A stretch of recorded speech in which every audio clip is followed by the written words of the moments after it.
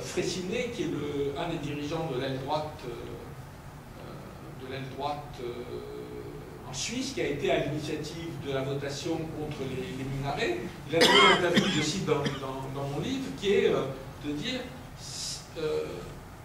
nous sommes avec Israël, parce que si Israël tombe, demain, les combats seront chez nous. Et c'est aujourd'hui, c'est ça la doxa de l'extrême droite populiste influent. Quoi. Je crois que c'est important à comprendre.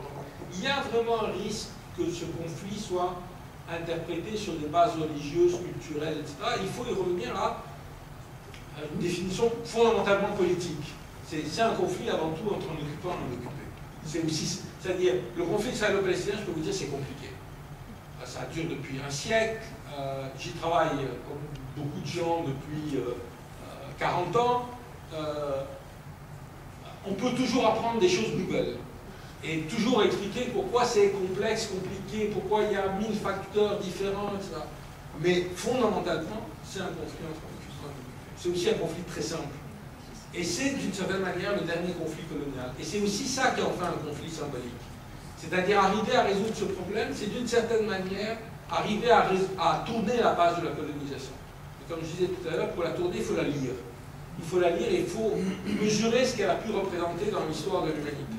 Et justement pour pouvoir passer à autre chose. Et de ce point de vue, je crois encore une fois que la Palestine est un conflit emblématique et qui nous concerne tous beaucoup.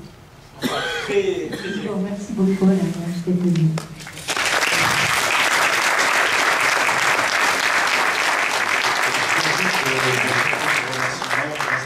Et je trouve que la découverte de ce monde quasi compliqué, mais qui peut s'éclairer, la preuve, au prix, il faut bien le reconnaître, d'une culture immense, qui laisse assez modeste quand on la regarde.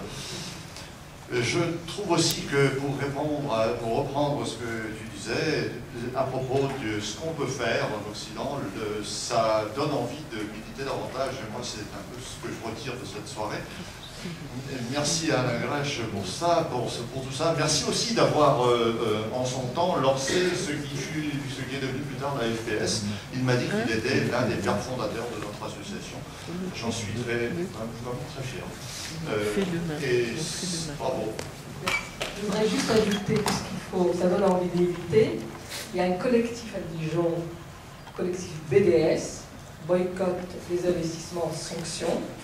Et on fait une action presque tous les mois, sinon tous les 2 mois. Donc rejoignez-nous pour ça.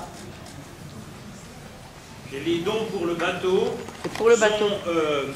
ne vous coûteront, c'est important parce qu'il va falloir beaucoup d'argent pour arriver à affréter ce bateau. Oui. Et sur 100 € que vous donnerez, seuls 33 vous seront, avec le crédit d'impôt, vraiment imputables. Sachez-le parce que ça ne peut pas être 1 euro, quoi.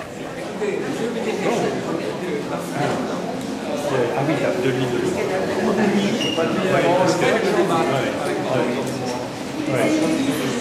Moi, je suppose que c'est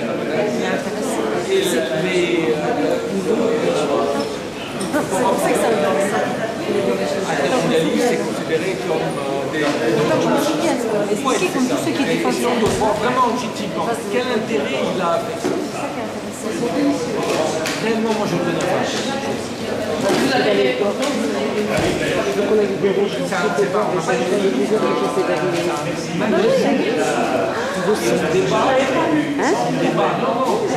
Si, mais je lui ai dit tout à l'heure.